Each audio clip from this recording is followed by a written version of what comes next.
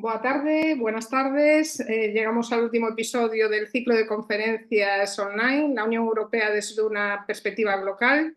Hemos recorrido 4 estimulantes sesiones, la dimensión local y global de la Unión Europea, para llegar a este quinto episodio acercándonos a la relación de la Unión Europea con los derechos humanos, aproximándonos, como siempre, desde lo global a lo local o desde lo local a lo global, según se interprete. Es un placer de nuevo saludarles en nombre del equipo IGADI y darles una calurosa bienvenida a todas las personas que nos estáis siguiendo en directo, pero también a los que nos veréis en el futuro a través del IGADI Televisión. Bienvenidas, soy Patricia Coloret y vamos al corazón de la historia de la Unión Europea. La Unión Europea, como una organización supranacional, nació de la ola de la reconstrucción europea en la segunda mitad del siglo XXI, tras el final de la Segunda Guerra Mundial, por medio de un proceso largo, complejo. Siempre ha sido caracterizada como un bloque democrático y principal defensor de los derechos humanos como derechos universales. Para acercarnos a un tema tan emocionante y complejo, hoy contamos con una especialista principal. Ella es Tamara Espiñeira, licenciada en Ciencias Políticas y de la Administración por la Universidad de Santiago de Compostela, investigadora asociada del IGADI. Posteriormente obtuvo un diploma de estudios europeos en el Institut d'Estudis Europens de Bruselas para realizar su doctorado en geografía en Rennes, en el que identificó las condiciones clave para alinear mejor la agenda local con las políticas y programas de la Unión Europea. Su tesis recibió el Premio Internacional Prospectiva de la Agencia Universitaria de la Francofonía en 2023. Actualmente es profesora del Instituto de Ciencias Políticas de Sciences Po de Rennes. Buenas tardes, Tamara. Después de esta presentación, ¿podrías decirnos en menos de 2 minutos, si es posible, de qué vas a hablarle al público? Vale, sí, como buena gallega te podría responder. Puede que sí, puede que no. Vale. Como buena gallega también lo voy a hacer con dos partes. Primero voy a hablar de una parte teórica de todo lo que son los derechos humanos en lo que llamamos acervo, lo que llamamos presencia histórica de los derechos humanos en el derecho europeo, desde una perspectiva global para ir luego descendiendo a una perspectiva local. Y luego espero que en la tertulia podamos discutir si esto funciona o no funciona. Vale. Estupendo, Tamara. Pues estamos deseosos e impacientes de abordar este tema sin duda tan emocionante en el día de hoy. Pero para ampliar lo que Tamara nos propone, hoy contamos con 2 invitados de honor, por así decirlo. Son María José Porteiro, periodista, política y escritora gallega de narrativa y ensayo. Ella ha sido distinguida, entre otros reconocimientos, con la Orden al Mérito Civil por el Gobierno de España en el 2009, por su contribución a la política exterior española. Ahí es nada, con el premio también de mayo de Comisiones Obreras en 2019, al compromiso social y la solidaridad. También el premio Ernestina Otero de Igualdad del Concello de Vigo en el 2020, en reconocimiento a su labor y su carrera. María José es parte del Consejo Asesor también de IGADI y nada, es un placer para mí presentarla en el día de hoy. Buenas tardes, María José. Hola Patricia, buenas tardes. Desde tu perspectiva histórica, ¿podrías decirnos qué evoluciones identificas en el peso y presencia de los derechos humanos en la agenda pública, de lo local a lo global? Es una relación inversa. El peso es cada vez menor, la presencia es cada vez mayor, porque sin duda la comunicación global hace que lo local tenga una trascendencia extremadamente mayor de lo que a lo mejor se corresponde con lo que está pasando de verdad en cada sitio y sobre todo en cómo se intenta resolver o cómo se denuncia. Encuentro que ahí hay una antítesis que ojalá se pudiera dar la vuelta y fuera al revés. No tanta presencia, pero sí más eficacia en su defensa. Estupendo, sí, seguramente la evolución histórica va cambiando, las conexiones a día de hoy quizás hagan que la sociedad civil tenga pues, otras herramientas, pero eso acompaña siempre a la política, lo veremos más adelante. Ahora me gustaría saludar a nuestro siguiente invitado. Él es Daniel González Palao, es licenciado en Ciencias Políticas por la Universidad de Santiago de Compostela, secretario del Fondo Galego de Cooperación y Solidaridad del 2011 y 2015, entre el 2011 y 2015, y nuestro queridísimo director de IGADI desde el 2018. Buenas tardes, Daniel. Boa tarde, Patricia, moitas gracias.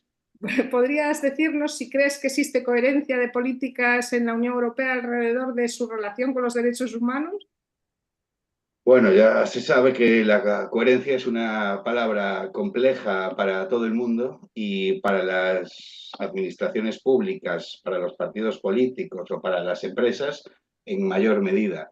En la Unión Europea es un conjunto de 27 estados interconectados, coordinados para implementar políticas públicas, así que la dificultad de su coherencia de políticas pues es difícil.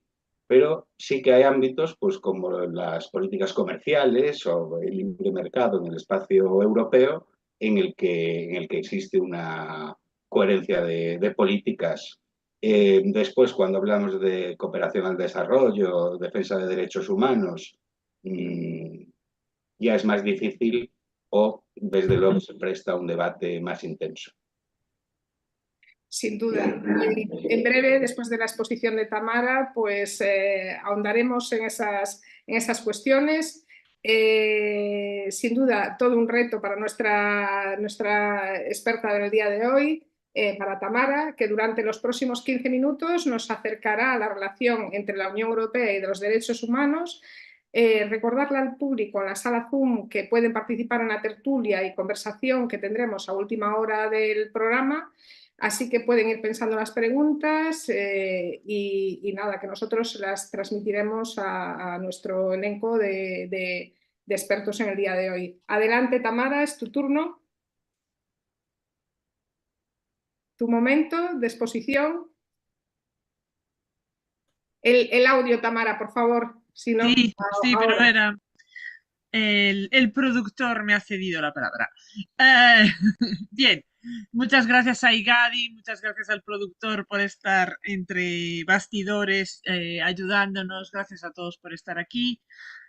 Como decía, voy a empezar por una exposición bastante genérica y bastante teórica para que lleguemos todos más o menos al mismo punto de conocimientos y que luego podamos discutir en la tertulia con una base común.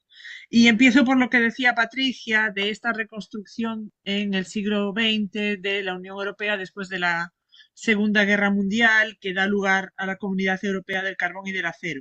La idea es reducir drásticamente los conflictos bélicos entre los miembros de esta comunidad. Y voy a coger una cita de la declaración que dice: la puesta en común de las producciones de carbón y de acero cambiará el destino de esas regiones, que durante tanto tiempo se han dedicado a la fabricación de armas de las que ellas mismas han sido las primeras víctimas.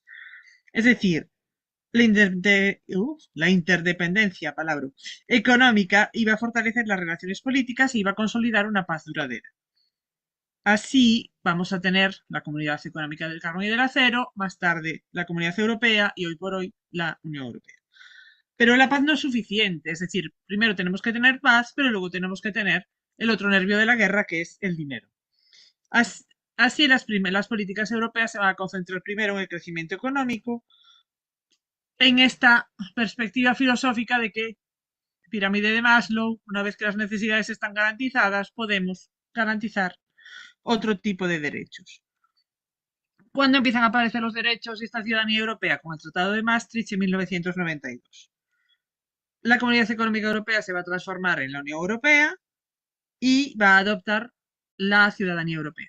Vamos a poder votar en las elecciones europeas, ser elegidos en los municipios, podernos mover libremente de un lugar a otro, etc. Y como una constitución, casi este Tratado de Maastricht va a mencionar una serie de valores en su artículo 2. Y esos valores son el respeto de la dignidad humana, la libertad, la democracia, la igualdad, el Estado de Derecho y lo que nos interesa hoy, que son el respeto de los derechos fundamentales, incluidos los derechos de las personas pertenecientes a las minorías.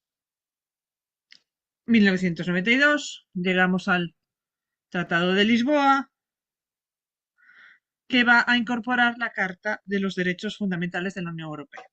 Vale, esta carta es relativa. ¿Relativa por qué? Relativa primero porque al principio, cuando aparece en el año 2000, es un documento simbólico, es muy bien, respetamos los derechos, pero no tenemos ningún tipo de sanción detrás. Y con el Tratado de Lisboa, esto se vuelve jurídicamente vinculante. ¿Y qué garantiza esta carta? Garantiza los derechos fundamentales, pero dentro de las políticas europeas, cuando se aplica el derecho europeo. Por eso os digo que es relativa. Es relativa políticamente y es relativa jurídicamente porque se aplica en casos determinados. Se puede aplicar contra los Estados miembros para que respeten los derechos fundamentales cuando aplican el derecho europeo y también las instituciones se ven limitadas, las instituciones comunitarias se ven limitadas al principio de subsidiariedad y no pueden asumir papeles que no les corresponde fuera de los tratados. Y este valor simbólico que ya tenía en el 2000 continúa, es decir, esta presentación de la Unión Europea, como decía Patricia al principio, como un símbolo de valores, bloque democrático, defensa de los derechos humanos, tiene un nuevo estandarte que es la Carta Europea.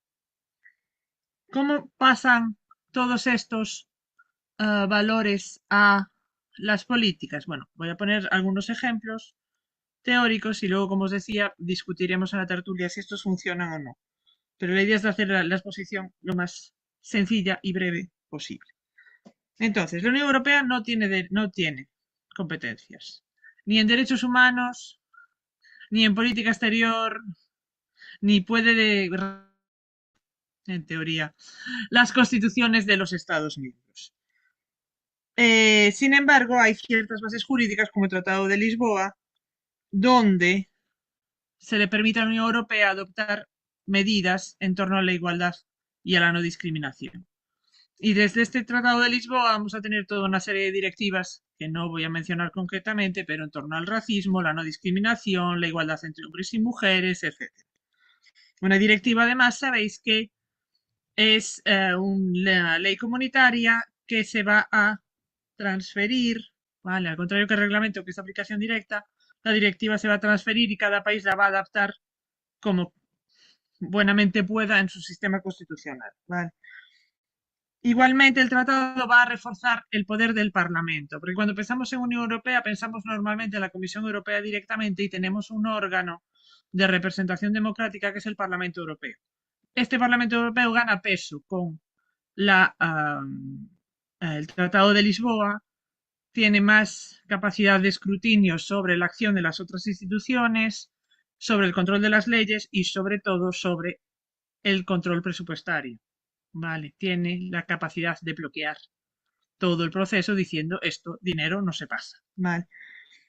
Igualmente hay un comité que se ocupa de la defensa de los derechos humanos en el seno del Parlamento Europeo y tenemos el premio Sájarov para reconocer las iniciativas, ¿vale? Una especie de Nobel de los Derechos Humanos europeo otorgado por el Parlamento Europeo. Sin embargo, no todos los Estados miembros van a aplicar, como decía, estas normativas de manera igual. Y eso nos va a plantear desafíos importantes, con ejemplos de países que todos conocemos que no voy a mencionar, como Polonia y Hungría. Vale, les mencioné, lo siento. Entonces, ¿qué medidas hay para compensar estas interpretaciones diversas del derecho europeo respecto a algunos miembros? Pues tenemos el artículo 7 del Tratado de la Unión Europea, donde se puede sancionar a un Estado miembro que viole los derechos fundamentales, salvo que, pequeño problema, necesitamos unanimidad en el Consejo. Tenemos el Tribunal de Justicia de la Unión Europea, que dentro del marco del derecho europeo y aún más reforzado con la Carta Europea de los Derechos Fundamentales, puede actuar, solo que tiene que demostrar que es realmente en el marco del derecho europeo. Entonces, cuando, por ejemplo, Polonia decide crear un órgano de vigilancia de los jueces que va a limitar su independencia, la Unión Europea, el Tribunal de Justicia, tiene que buscar una especie de camino alternativo diciendo, bueno, Tratado de la Unión Europea, artículo 19, los jueces nacionales van a aplicar el derecho europeo y por lo tanto no se puede limitar su independencia. ¿Vale? No había ese mecanismo directo, pero encuentran un subterfugio para poder proteger los derechos fundamentales. Y luego el último, como os decía, la condicionalidad de presupuesto. Por un lado, el Parlamento lo puede parar y la Comisión Europea también puede parar los pagos si consideran que no se respeta el Estado de Derecho. Esto se ha ido aplicando a Polonia y a Hungría, salvo que ahora geopolíticamente es un poco más complicado decirles que no a ciertos países que están justo en la frontera del conflicto. Todo lo que acabo de decir es la visión transnacional, internacional, más jurídica de la relación de la Unión Europea con los derechos humanos. Pero lo que se me había pedido en realidad es la relación de esta posibilidad jurídica con el nivel local, y es lo que voy a explicar de manera más concreta. Porque primero tenemos que separar la confusión entre la Unión Europea y el Consejo de Europa, ¿vale? El Consejo de Europa tiene una Corte Europea de los Derechos Humanos a la que se puede hacer parte de un problema de derechos humanos en un país europeo, no europeo en el continente, no solamente miembro, y es una cosa separada. Y por otro lado, la Unión Europea no tiene un poder local directo, pero sí que lo tiene indirectamente a través de lo que llamamos programas europeos. Y en esos programas puedo señalar tres. El primero, los programas de ampliación europea, ¿vale? Donde tenemos el criterio político, que luego explicaré lo que es. El programa Eurosocial, que es un programa de cooperación internacional con América Latina, donde se habla de gobernanza. Y luego tenemos, como tenemos la Capital Europea de la Cultura, tenemos otro que se llama la Capital Europea de la Inclusión y de la Diversidad. Vale, paso al primero, que sería el criterio político. Cuando un país tiene que cumplir lo que se llaman criterios de Copenhague, porque se aprobaron en Copenhague. Si se hubieran aprobado en Coruña, pues se llamarían criterios de Coruña, que son el político, el jurídico y el administrativo. Vale. El político quiere decir que cada país tiene que tener para entrar en la Unión Europea, tiene que tener unas instituciones de Estado de Derecho que funcionen. Vale.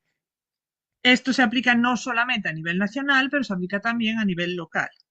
Con lo cual, este criterio político va a ser una especie de spillover, va a infusionar de alto hacia abajo para poder cumplir con este requisito, que es el primero. Está en el primero que si este criterio político no se cumple, el país no puede negociar el resto.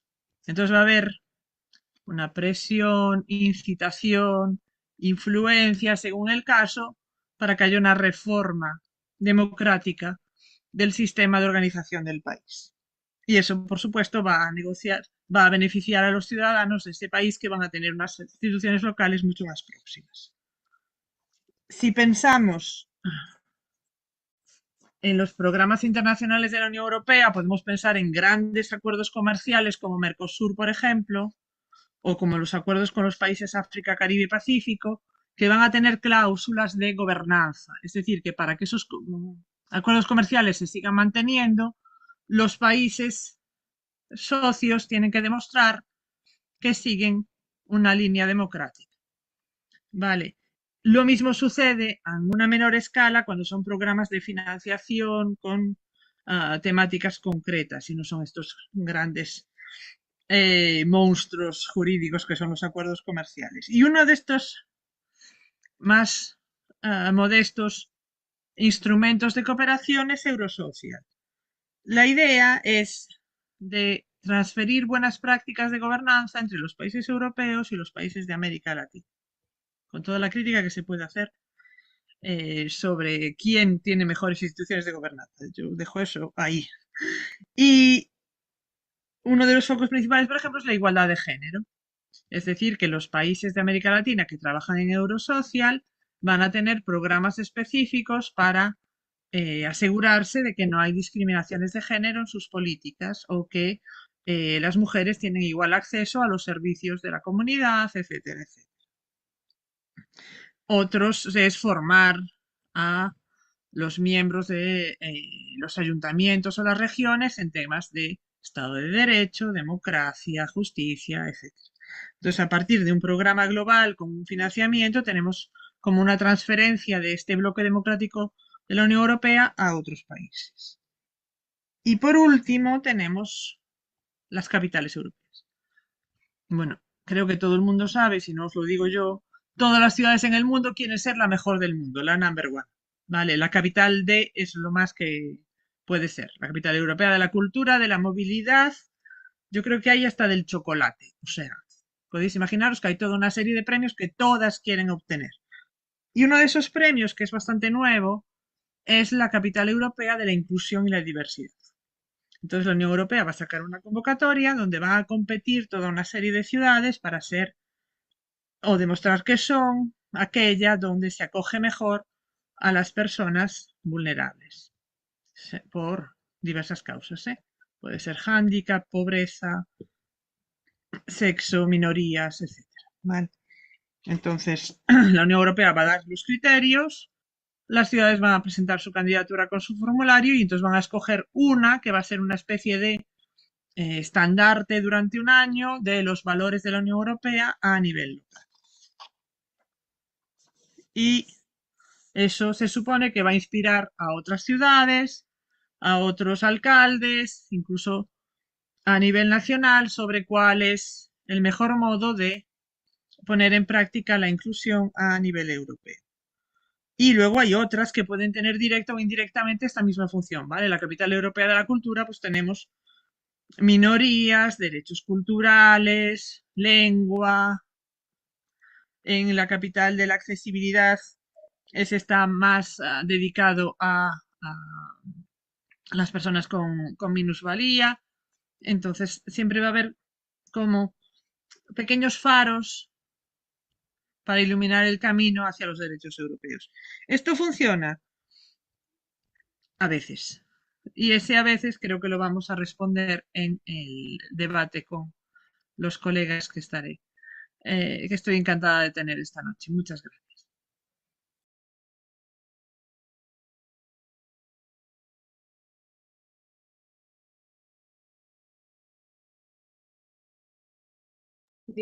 Ahora, muchísimas gracias, Tamara.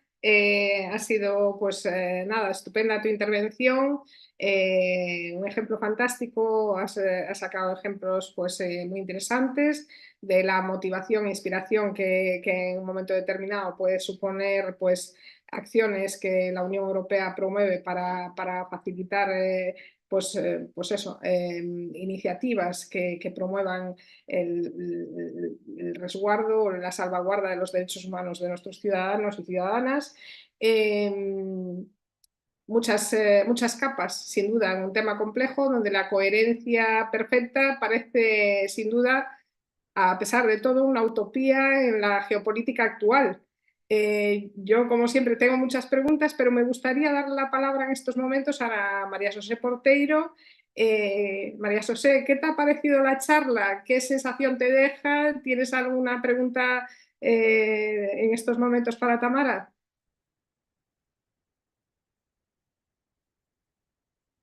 Diego, a ver si puedes facilitarle, abrirle el micro.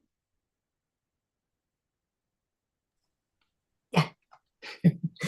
Buenas tardes.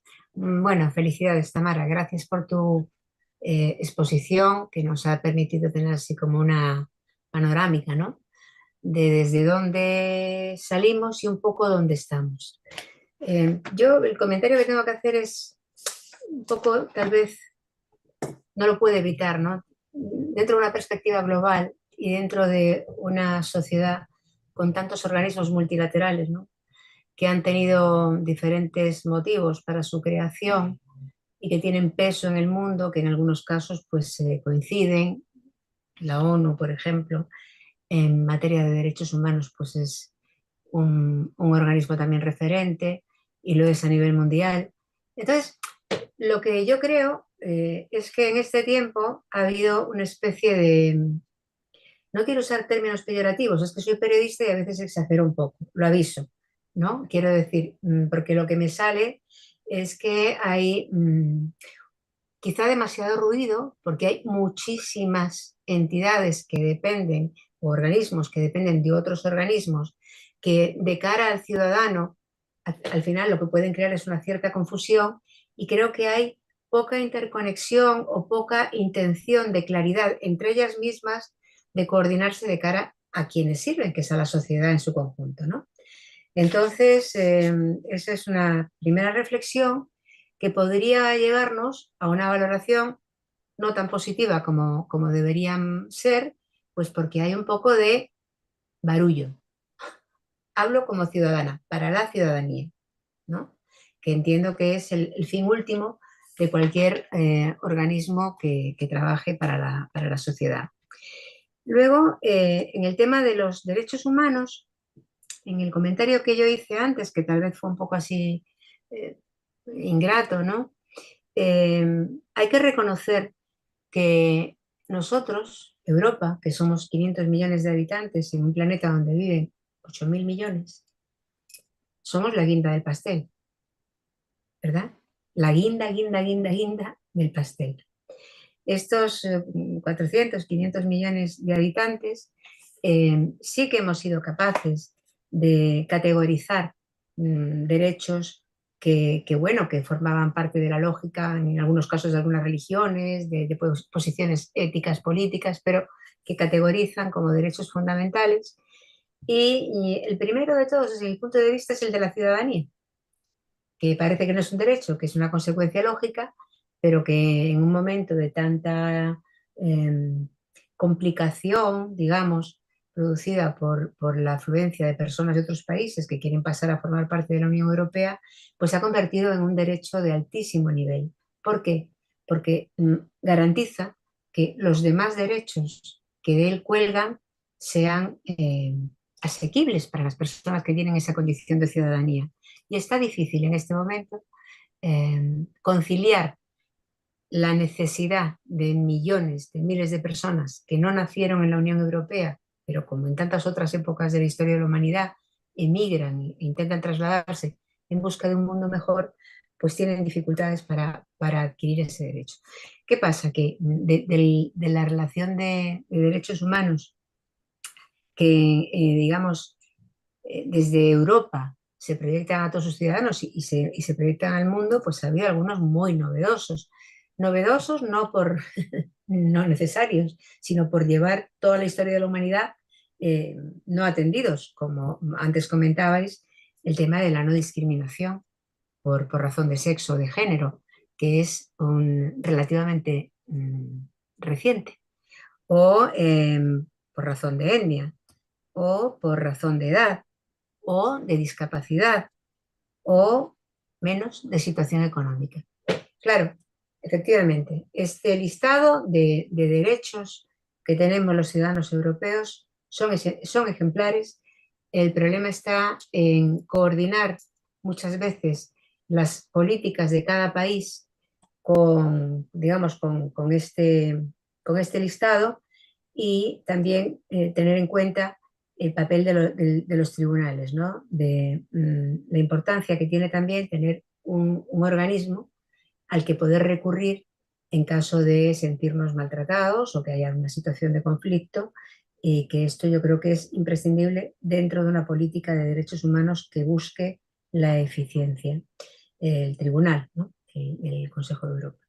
Por lo demás, hay enormes retos, hay algunos derechos muy recientes y hay otros muy antiguos que siguen sin estar funcionando del todo, pero creo que ahí la ciudadanía europea, que insisto es la más privilegiada del mundo, junto con la de otros países como Estados Unidos, pero poco más, tal vez tendría que despertar un poco, ¿no? Del sueño de la comodidad y del bienestar, y trabajar cada vez más en la solidaridad. Trabajar cada vez más en la solidaridad. Pensar cada vez más fuera de nuestro territorio maravilloso, con todos sus problemas, pero maravilloso y privilegiado, y tener en cuenta que formamos parte de una manzana de la que nosotros somos una pequeña pepita, pero que marcamos mucho el rumbo. No me quiero enrollar más porque yo podría estar hablando de esto durante años y creo que no interesa, ¿no? Pero tal vez si con esto he podido aportar así, pues una visión un poquito más o diferente, pues aquí estamos. Claro que sí, María José, has nombrado pues, una lista bastante amplia y has tocado temas candentes. Sin duda la inmigración es uno de ellos, pero lo podrían ser los derechos LGTBI, bueno, la igualdad, sin duda alguna. Pero antes de extenderme yo, me gustaría dar paso a Daniel González Palau, nuestro director. Daniel, ¿se te ocurre alguna pregunta para trasladarle a Tamara? Obrigada. Sí, escuchando a María José, me pasaba por la cabeza que, claro, yo como ciudadano gallego, atlántico, europeo, educado en los años 80, 90, en el mejor de los mundos posibles, con una cultura de derechos humanos en nuestros currículos escolares, pues la verdad es que la interpretación europea de los derechos humanos me parece la mejor, la fantástica, la idónea. Pero sí es cierto que a veces tengo la sensación de que Europa y nosotros, los europeos, nos sentimos con algún tipo de monopolio sobre lo que son y deben ser los derechos humanos. Y en la última década especialmente, pues en ese plural, muy plural, sur global, pues empieza a haber interpretaciones críticas, ¿no? Con esta uniformidad de lo que nosotros los europeos entendemos que es lo que son los derechos humanos, ¿no? Y cuando después, en nombre de los derechos humanos, algunas veces nuestros países toman acciones militares y algunas veces no, algunas veces con los derechos humanos tenemos relaciones comerciales y otras veces no, y existe este mundialmente conocido ya como los dobles estándares, que desde luego son aplicables a todos los países del mundo, no solo a los occidentales, pero que a nosotros nos caracterizan especialmente dentro de ese sur global por ser los más poderosos. Pues me gustaría preguntarle a Tamara cómo ve esto. Digamos, en el horizonte del siglo XXI, solo los europeos tenemos derecho a definir qué son derechos humanos y qué no. Puede ser que haya una evolución que parece casi inevitable.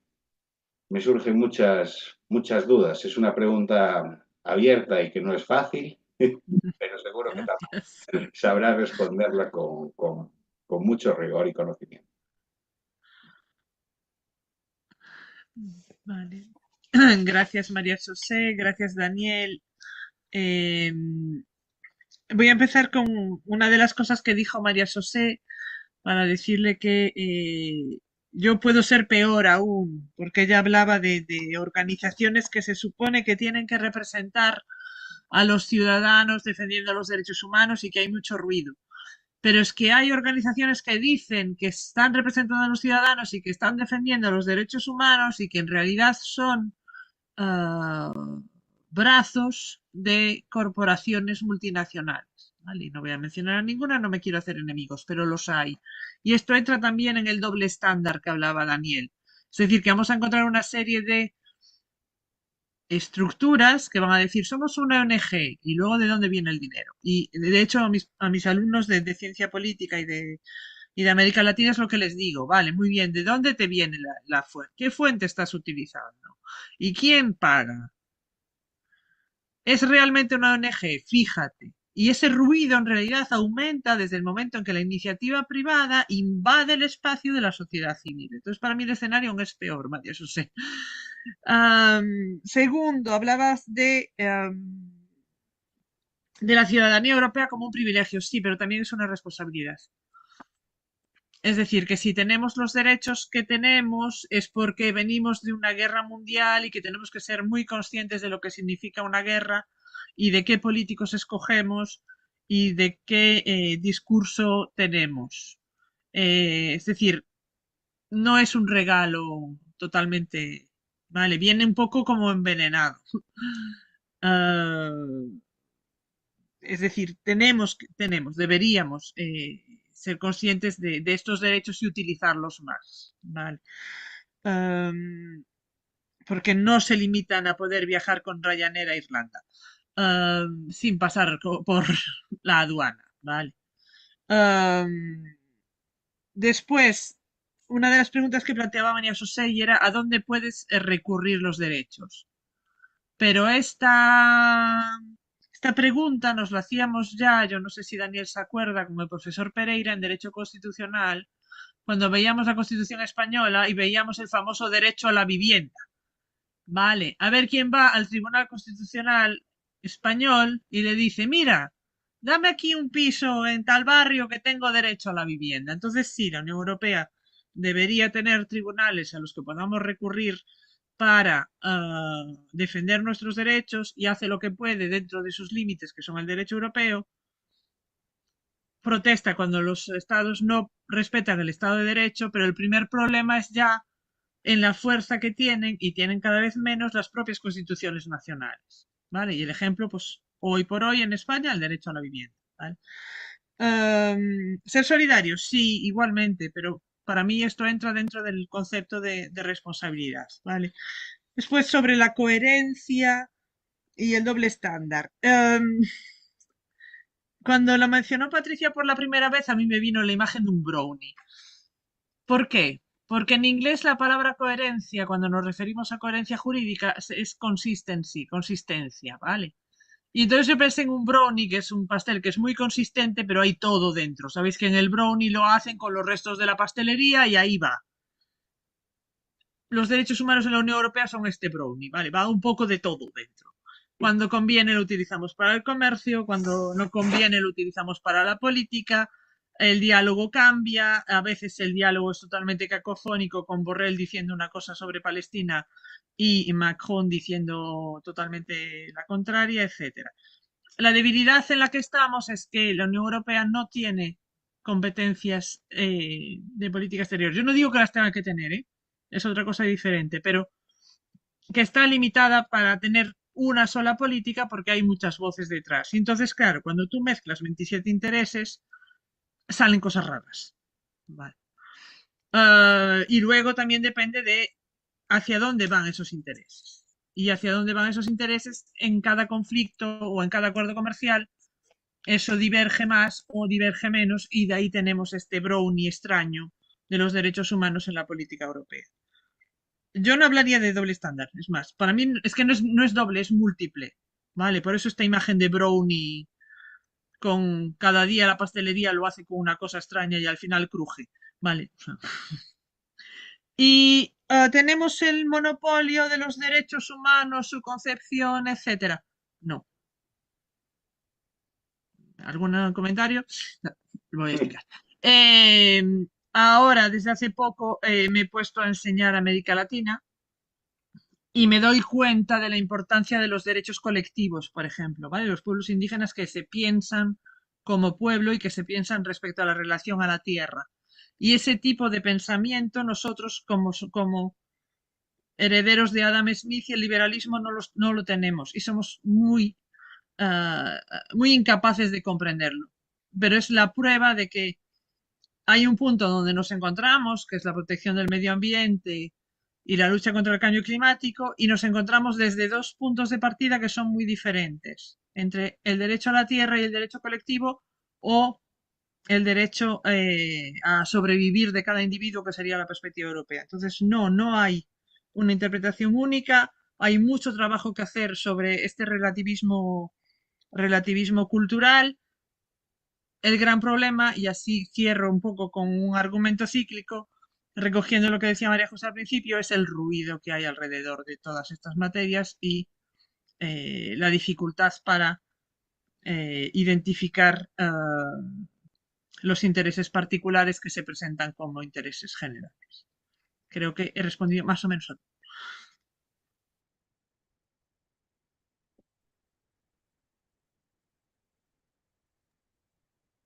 ¿Se me escucha? ¿Seguimos en diálogo? Sí. Sí, sí. Tamara, lo que me gustaría a mí preguntarte en estos momentos, bueno, muchas gracias por el apunte digamos, tratar de desengranar esta realidad poliédrica. Al final, somos muchos países en la Unión Europea, pero que formamos parte de un todo. Y cada uno defiende sus intereses desde una perspectiva comercial o desde otro tipo de perspectiva. Mm. Sí, no obstante, a mí hay una cosa que me gustaría preguntar y dejar un poquito en la tertulia para comentar, y es, de alguna manera se están volviendo a traspasar límites que hacía muchos años que no veíamos dentro de la Unión Europea, bueno, desde la guerra de los Balcanes, otra vez ahora nuevamente con la guerra de Ucrania-Rusia bueno, qué decir de Israel y Gaza. Eh, Se ha traspasado otra vez una línea en la que no se considera un mínimo de protección para las víctimas civiles, porque en las guerras siempre hay víctimas civiles, pero parece que en las guerras tácticas ya no se quiere salvar tampoco los muebles ni una cara pues, amable ya digo, de guerras tácticas. Se ha pasado a masacres civiles, y esto quizás ponga en riesgo, ponga bastante en cuestión, como ya apuntaba Daniel hace unos momentos, sobre según qué casos se tienen en cuenta los derechos humanos, según qué casos no. ¿Qué me podéis decir al respecto? Y si pensáis a colación de esto, quizás no sé si sea mucho, pero la llegada de los radicalismos y los populismos, ¿en qué medida pueden poner digamos, en tela de juicio pues, la salud de nuestros derechos humanos que forman parte del acervo comunitario? Ahí lo dejo. Si me permitís, Sí, sobre el claro. final, para no ocupar toda tu pregunta, como para decirle a Dani, que también va a tener sitio. Eh, a ver, cuanto más se eleva el nivel de vida de un pueblo, más desajustes va a haber en la lucha por la mejor situación personal y económica de cada uno de los habitantes. Es decir, cuando se crea esta institución, como antes se comentaba, se salía de una guerra, había que reconstruir todo un territorio. Había, por supuesto, un interés enorme de los mercados, obviamente, antes se mencionaba, y tenía mucho que ver también con grandes lobbies industriales, pues como el armamentístico, por decir solo uno, ¿no? O los de comunicación. Es decir, intervienen muchos factores no fácilmente identificables porque están dentro de la sociedad en su conjunto y están formados por personas que son a su vez ciudadanos o no, pero quiero decir que podemos identificarlos por su función. Y evidentemente esto es una interferencia que dificulta mucho cualquier análisis neutro o, diría yo, si fuera yo quien hiciera el análisis, ingenuo. Es decir, eh, es decir, ¿dónde están los recursos naturales en este momento más importantes que le importan a las grandes corporaciones internacionales extraer y hacerse con ellas? Bueno, algunas están radicadas en un país europeo, otras en un país en Norteamérica, bueno, de otro continente. Sobre esto no hay una política común. No pensamos en los derechos humanos de las personas que explotan o que tienen que trabajar en las minas de diamante de Sudáfrica o, en fin, de este famoso mineral que nunca recuerdo el nombre, que es de las baterías de los móviles, ¿no? Nosotros vemos eso desde fuera y nos aprovechamos de eso, que se hace totalmente en contradicción con las normas que nosotros queremos para nosotros. A mí eso me cuesta mucho trabajo asumirlo de una manera normal. Es normal porque ocurre, pero me lleva a un terreno de admitir una situación hipócrita que a la larga se nos vuelve en contra. Entonces, cuando lo que predomina en una sociedad X, en este caso la nuestra, es la cultura del crecimiento económico, básicamente, y los demás valores quedan un poco atrás, pues al final volvemos al principio de lo que provocaba las guerras anteriores y lo que provoca guerras actuales. Entonces, bueno, yo no quiero ser pesimista, de hecho, estoy muy orgullosa de pertenecer a Europa. Yo he trabajado para la Asamblea Parlamentaria del Consejo de Europa, he estado en misiones internacionales, he visto el trabajo que se hace allí dentro y en absoluto lo voy a descalificar. Otra cosa es que creo que no da tiempo a revisar y reactualizar las cosas que necesitarían ser efectivamente mejoradas o cuidadas dentro de la propia institución, porque hay una burocracia enorme, somos muchos países y el mercado y los intereses económicos o militares van a ir siempre por delante. Entonces eso genera una cierta frustración.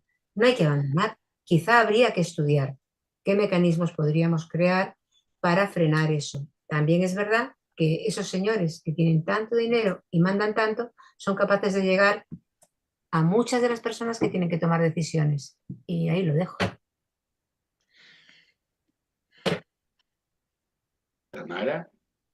Sí, no, estaba escuchando a María José y estaba pensando ya en Eisenhower en los años 50 hablando del lobby militar industrial, o sea, que no es nuevo. Todo esto de no es nuevo para responderle un poco a Patricia de hemos traspasado límites. No, no ha cambiado nada. Lo único que tenemos son más cámaras. Pero si nos vamos a Guatemala 1982, hubo un genocidio de 300.000 personas indígenas. Lo que pasa es que nadie se ocupó.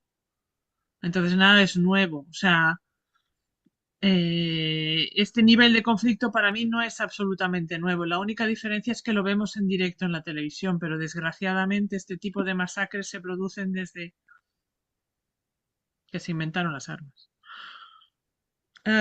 Radicalismos, populismos, sí, bueno, sí que afecta en el sentido de no traspasar el límite, porque el límite está ahí, sino a que le demos menos importancia, a que podamos contestar cosas que no deberíamos contestar. Pero para mí no es nuevo, para mí desgraciadamente, sobre todo que yo además empecé ciencias políticas diciendo que quería trabajar en Naciones Unidas y salvar el mundo y bla, bla, bla, y hoy por hoy ya no pienso eso. Desgraciadamente no hay nada nuevo bajo el sol. Siempre hay un argumento para justificar ciertas acciones. Daniel, no sé si quieres trasladar alguna pregunta y después trasladaré aquí alguna pregunta que tenemos en el chat. Nada, me sentí también muy identificado con lo que acaba de decir Tamara. La verdad es que es eso, ya que ya soy un cuarentón, ya viví, digamos, a mis 20 la invasión de Irak, de que mi profesor de Derecho Internacional, Urbina se llamaba, llegó muy afectado a clase, casi maldiciendo haber tenido pasión por ese campo toda su vida, porque se veía que era débil como como cualquier cosa débil, que cualquier brisa es capaz de arrasarlo. Y en el 2024, pues la sensación es que el derecho internacional en general, donde se aplica con mayor rigidez, es en las cuestiones de tipo comercial, económico, es donde las normas se respetan más, hay procesos abiertos entre estados que a veces sorprenden porque el pequeño pierde sobre el grande pierde sobre el pequeño, pero las cuestiones de derecho internacional humanitario, pues eso, ya nada nos puede sorprender, es unas atrocidades las que estamos viendo en Gaza, pero es cierto que es una dinámica que hace muchos años pues, que la sociedad internacional no ha sido capaz de cambiar y que difícilmente a mí no se me ocurren las soluciones. Necesitamos una tormenta de ideas global para intentar cambiar esta dinámica. ¿Me permites antes, Tamara, para poder al hilo de esto hacerte yo también una pregunta? Casi no la voy a hacer, perdona. Como quieras, no obstante, en relación a lo que está diciendo Daniel, y lo que tú misma apuntabas, María José, quizás habría que buscar algún tipo de medida coercitiva o algún tipo de medida, pero claro, los que suelen manejar estas guerras, pues bueno, son... A eso iba y luego me arrepentí, pero ya que lo dices, estaba pensando en este momento en el Consejo de Seguridad de la ONU, Nos donde leemos solo el hay un país pensamiento. europeo en el núcleo duro del Consejo de Seguridad Europeo de la Unión Europea, Ujú, Francia. ujú. Solo está Francia, en el lugar donde está Rusia, donde está Estados Unidos, en fin, Consejo, pues no sé, a lo mejor la Unión Europea como tal entidad, igual que Estados Unidos no deja de ser una especie de Unión Europea a la americana, perdón por la tontería que estoy diciendo, pero se me puede entender, creo, la Unión Europea podría en algún momento plantear esa idoneidad, porque estamos representando a muchas cosas. Y entonces estamos fuera de lugares donde tendríamos que estar. Yo no sé si alguien se lo ha planteado y yo me creo que estoy descubriendo el Mediterráneo. Puede que esté planteado, puede que alguien lo haya intentado. Yo nunca lo he oído y siempre me ha escandalizado que el Consejo de Seguridad de la ONU sea lo que es. Y voy a decir incluso que funcione como funciona, porque estamos viendo, ¿no? Lo que estamos viendo. Pero ahí deberíamos de estar. Y esa ambición de estar donde nuestra voz se pueda escuchar y tenga capacidad de decisión en un determinado voto, a mí me parece fundamental. Pero bueno, perdón porque no quería enredar demasiado la pregunta de No, Daniel. claro, claro está. El problema es que el derecho a veto pues lo tienen los países que lo tienen y, bueno, eso condiciona y mucho la situación. No obstante, Tamara y tanto Diego como María José, o sea, Daniel, perdón, como María José, os trasladé una pregunta de una de nuestras oyentes. Ella es Andrea Chao Fernández y pregunta: ¿cómo puede la Unión Europea condicionar su cooperación económica y política al respeto de los derechos humanos sin comprometer relaciones con aliados estratégicos o mercados clave? Pregunta, ¿eh? No sé si quién quiere recoger el guante. ¿Tú, Tamara, te Sí, atreves? quiero recoger varios guantes. Quiero recoger el guante del Consejo de Seguridad. Bueno, yo no estoy de acuerdo por lo que decía antes, porque la Unión Europea no tiene una política exterior coherente. Entonces, para poder ocupar un puesto en el Consejo de Seguridad, para mí me parece necesario tener una sola voz. Porque tener un representante que va a ser esquizofrénico y que va a decir una cosa hoy y otra cosa mañana, según quien tenga la presidencia de la Unión Europea, me parece contraproductivo. Pero Vale. piensa que está Dos, Francia por su cuenta, ¿eh? sí, y el problema es que no es la Francia de Dominique de Villepin, que es la Francia de hoy. Y hasta ahí puedo leer porque son los que me pagan el sueldo y tengo deber de reserva. Después, quienes están en el Consejo de Seguridad, incluso los miembros no permanentes. Es decir, tenemos a los permanentes que tienen derecho de veto, con lo cual pueden vetar lo que quieran. Esta imagen del embajador de Estados Unidos solo ante todo el mundo cuando se votó la adhesión de Palestina y él solo en contra de todo el mundo que quedará grabada en mi mente por años, pero a la vez teníamos enfrente a Ecuador, que acababa de violar la Embajada de México, diciéndole a los otros países que no respetaban el derecho internacional. Bueno, a ver, ¿eh? Pero fíjate, A aquí ver, perdona porque viene a cuento de lo otro, de los 10 miembros no permanentes que acaban de ser elegidos hace poco tiempo, sí, no hay ni uno solo europeo. exactamente. El problema es ese. El problema es cómo se reparten esos no permanentes y si no deberíamos darle lugar no solamente a la Unión Europea, pero a la CELAC, a la Unión Africana, para tener una parte de voz colectiva en ese Consejo de Seguridad. Vale, pero también eso, que haya un mínimo de decir, bueno, es decir, Ecuador, acabas de violar el derecho internacional, tu puesto en el Consejo de Seguridad es chao, adiós. Por O no sea, decir Rusia, claro. sí, o sea, que haya ese tipo de mecanismos de decir, bueno, es decir, tú has firmado una carta, si no la respetas, hasta se acabó, ¿vale? Luego, la gran pregunta de cómo puede condicionar sin comprometerse con mercados clave, yo es que quitaría el cómo. ¿Puede condicionar sin comprometerse en mercados clave? Hasta cierto punto, porque es que es un mecanismo de represalias, ¿vale? Con Francia y en la época de Trump había un problema sobre el queso francés, el camembert, que le iban a poner más impuestos, menos impuestos, etcétera. Y luego además, a nivel comercial, curiosamente la jurisdicción funciona mejor y tenemos la Organización Mundial del Comercio que va a terciar.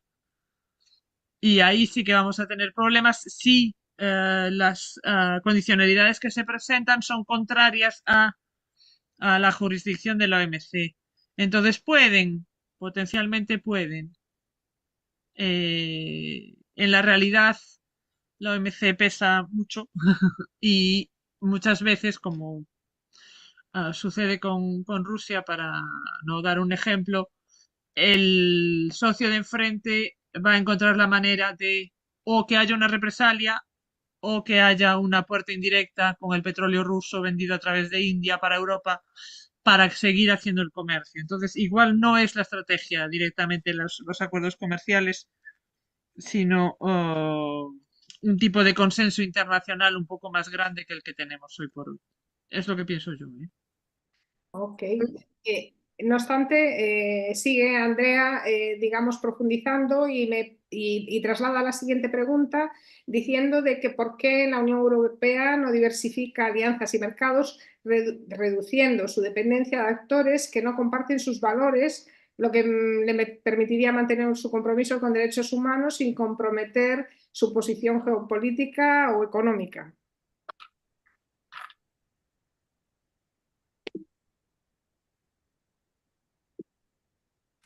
Tamara.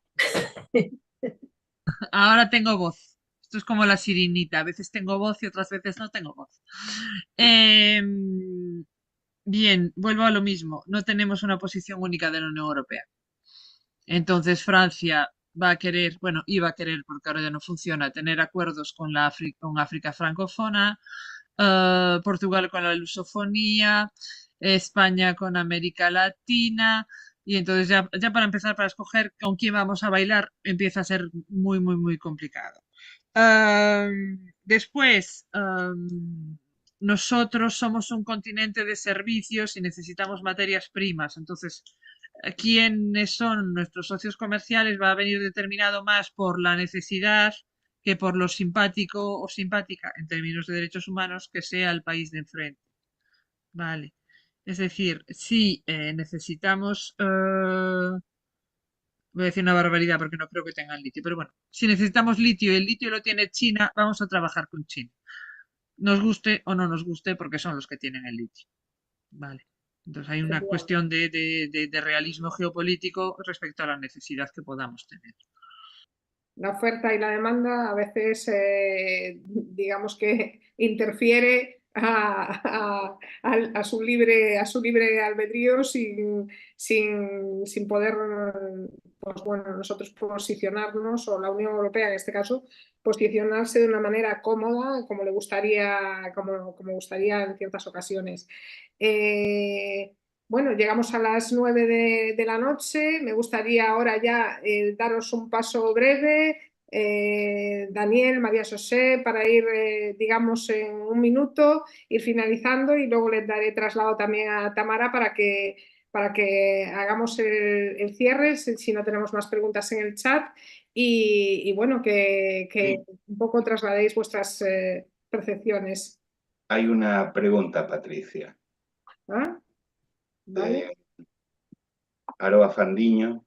A ver si la veo. A ver.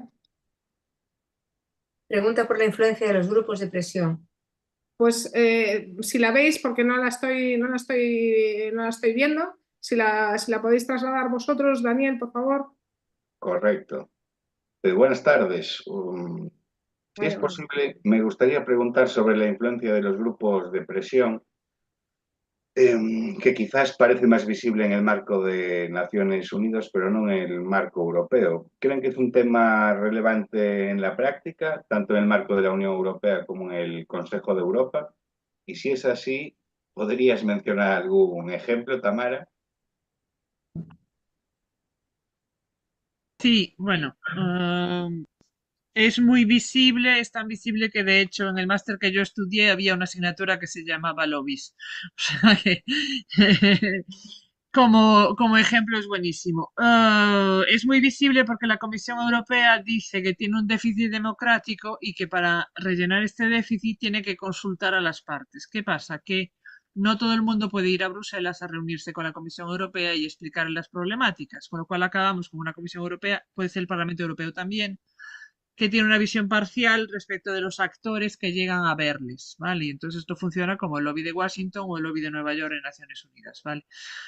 Es más o menos la misma imagen. Y lo digo porque yo además también he hecho lobby y es lo mismo, ¿vale? Cuestión de pasillos, eventos, contactos, etcétera. Luego, yo haría una diferencia entre hacer una defensa de interés público y hacer una defensa de interés privado, ¿vale? Yo trabajaba para ciudades, pues para defenderme, y entonces considero que mi lobby es en teoría positivo porque hay un mandato político detrás. Y luego el ejemplo que le pongo siempre a mis alumnos es el ejemplo de Philip Morris, ¿vale? La empresa del tabaco que ha presionado durante muchísimo tiempo a la Unión Europea para que no hubiese leyes restrictivas contra el tabaco, cosa que al final fracasó. Un otro lobby que a mí me preocupa es el de los pesticidas o todo lo que es biociencia y manipulación de organismos genéticamente modificados. Porque sí que hay moratorias, sí que hay opciones parciales de ciertos países que van a proteger más el medio ambiente que otros, pero por el otro lado la Unión Europea financia programas de investigación en estos temas. Entonces, lo que no tenemos del lado de la política lo tenemos del lado de la investigación. Y ese sí que me parece preocupante y me parece específico a la Unión Europea por este hecho de poder financiar a ciertas empresas con unas ideas del desarrollo un poco futuristas, vamos a decirlo así finamente. Da tiempo de una pregunta más. Sí, María José, adelante. Hablaba Aroa de los lobbies. Se nos ha quedado un poquito, es un tema un poquito feo también, se nos ha quedado un poquito atrás el de las mafias, ¿no? El de las mafias que circulan por el territorio Schengen con una gran facilidad, y esto que ha sido tan positivo para el ciudadano normal y para el comercio y para todo, que duda cabe que ha facilitado la expansión y la facilidad con la que se mueven pues, las tres grandes actividades lucrativas en este momento en el mundo. Básicamente, el tráfico de seres humanos, el tráfico de drogas y, por supuesto, el de armas que se va por otro lado. En ese sentido, me pregunto, dado que es una consecuencia sin duda del espacio Schengen y de la posibilidad de moverse por este territorio, si no sería posible un acuerdo entre todos los países para que esto dejara de ser territorio libre como la selva. Me parece que es lo suficientemente importante y no sé si en algún momento se le podría pedir a quien tenga capacidad para hacerlo que se tenga en cuenta. Pues sin duda otro tema espinoso, María José. Ahora sí, Tamara, por favor, lo más breve que puedas, que ya vamos un poquito justos de Vale, tiempo, un minuto o dos. vale, el consenso existe, la discusión existe a nivel de Comisión Europea y a nivel de Parlamento Europeo. El problema son los fondos. Porque con Schengen se han desmontado toda una serie de estructuras que existían antes para el control y habría que remontarlas de nuevo a nivel nacional con presupuesto nacional. Y ahí es donde está el problema. Muchas gracias, Tamara. Pues ahora, Daniel, te invito a cerrar ya tu participación, a que que si tienes algo más que trasladar, se lo digas a Tamara y bueno, al público. Y ahí va tu minuto de gloria, minuto 2, a lo sumo.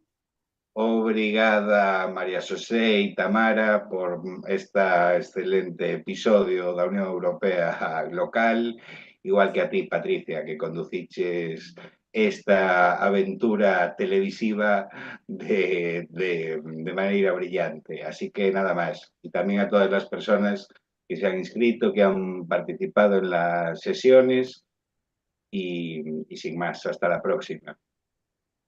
Sin duda, sin ellos no haríamos nada. Muchas gracias, Daniel. Tamara, ahora nos toca despedirnos de ti, Vale. por favor, trasládanos, pues nada, tus conclusiones, bueno, tu saludo final, ya digo, 1 minuto o 2 y tenemos que ir cerrando. Vale, dos cosas muy breves. Primero, a nivel de la parte local, que se nos ha quedado un poco desviada. Cada uno de nosotros puede hacer algo, ¿vale? Siempre, siempre hay una salida, siempre hay una manera de comunicar, una manera de informarse, una manera de protestar de un cierto modo, ¿vale? Y para ello las autoridades locales y las ciudades siempre son nuestro punto de referencia. Lo vimos durante el COVID, los primeros en reaccionar y en proteger la salud de la gente fueron los ayuntamientos. Con lo cual esta perspectiva local es fundamental y seguramente lo hemos visto durante las 5 sesiones de la conferencia, ¿vale? Eso es la primera cosa, la más importante, el mensaje de los derechos humanos los hacemos nosotros y los hacemos a nivel local. Y para terminar, muchísimas gracias, Patricia, por esta estupenda moderación, María José por su inspiración, no solo de hoy, sino anterior, Daniel por considerarme capaz de hacer una conferencia como esta, porque yo no me lo consideraba, y el público por sus preguntas y su atención. Muchísimas gracias. Estupendo, estupendo, Tamara. Muchas gracias a ti por tu participación el día de hoy. Muy interesante. Son ya más de las 9. Gracias, desde luego, al público, a la Secretaría General de la Unión Europea en España por pues dar cabida a este proyecto. Sin duda, un placer para mí, por todas las personas que habéis intervenido en él. ¿Qué puedo decir? Ha sido un honor y un placer para mí contar con todos ustedes, con el apoyo de Daniel, sin duda, y de Igadi, que tengo que decir bueno, que todos los participantes y las participantes pueden suscribirse a nuestro canal, vernos a través de Igadi Televisión, al canal de YouTube. Aquí estamos. La participación ciudadana, sin duda, es una responsabilidad que todos tenemos que adquirir y desde un punto de vista local. Lo local es nuestra principal o primera referencia para todo, los servicios principales se gestan allí, aunque lógicamente la influencia de la Unión Europea se va en esa política multinivel, se va poco a poco traspasando a todas las capas. Pues como digo, emocionante conversación. Muchas gracias, Tamara, María José y Daniel, y a todas las personas del público. Acabamos hoy nuestro ciclo de conferencias. El equipo de Igadi, o sea, nos pondremos manos a la obra para sacar las conclusiones finales del proyecto. Lanzaremos la próxima semana la publicación online, la Unión Europea Local, que estará disponible en gallego, castellano e inglés. Los primeros en recibir las personas inscritas, por supuesto. Ojalá haya sido este ciclo de vuestro agrado y nos ayudéis a difundir la publicación final. Recordad que podéis seguir el trabajo de Igadi en nuestra web, en las redes sociales y, como he dicho antes, en nuestra newsletter. Un abrazo muy fuerte para todos y todas. Aquí nos despedimos.